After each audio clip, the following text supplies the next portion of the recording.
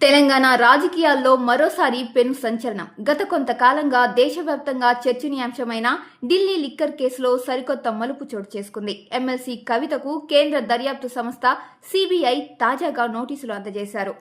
ఈ పరిణామం ఇప్పుడు అటు రాజకీయ వర్గంలోనూ ఇటు సోషల్ మీడియాలో హాట్ టాపిక్ గా మారింది. హైదరాబాద్లోని బంజారాహిల్స్ లో ఉన్న కవిత నివాసానికి చేరుకున్న సిబిఐ అధికారులు స్వయంగా ఆమెకు ఈ నోటీసులను అందజేశారు.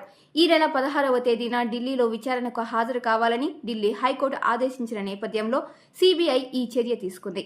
గతంలో ఈ కేసులో విచారణ ఎదుర్కొన్న కవితకు ఇప్పుడు మళ్లీ నోటీసులు రావడంతో కేసు ఏ మలుపు తిరగబోతోందో అని ఉత్కంఠ అందరిలోనూ మొదలైంది. సిబిఐ నోటీసులు అందుకున్న వెంటనే కవిత తన న్యాయ బృందంతో అత్యవసర సమావేశం నిర్వహించారు. కేసు తదుపరి పరిణామాలు, విచారణకు హాజరయ్యే అంశంపై సీనియర్ లాయర్లతో ఆమె సుదీర్ఘంగా చర్చిస్తున్నారు. ఢిల్లీ హైకోర్టు ఆదేశాల మేరకు విచారణకు వెళ్లే ముందు అన్ని న్యాయపరమైన అంశాలను క్షుణ్ణంగా పరిశీలిస్తున్నట్టు తెలుస్తోంది. ఈ నోటీసులపై ఎమ్మెల్సీ కవిత ధీటుగా స్పందించారు. న్యాయం నా వైపే ఉంది అని ఆమె ధీమా వ్యక్తం చేశారు.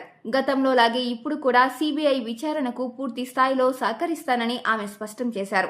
రాజకీయ కారణాలతోనే ఇలాంటి పరిణామాలు చోటు చేసుకుంటున్నాయనే చర్చ వినిపిస్తున్నప్పటికీ న్యాయపరంగా పోరాటానికి తాను సిద్ధమని కవిత సంకేతాలు ఇచ్చారు. మరి ఈ నెల 16న జరగబోయే విచారణలో ఎలాంటి విషయాలు వెలుగులోకి వస్తాయి? ఈ కేసు ఎమ్మెల్సీ కవితను ఎలాంటి మలుపు వైపు తీసుకెళ్తుంది అన్నది ఇప్పుడు ఆసక్తిగా మారింది. మరిన్ని తాజా రాజకీయ అప్డేట్స్ కోసం మా ఛానల్ని ఇప్పుడే సబ్స్క్రైబ్ చేసుకోండి.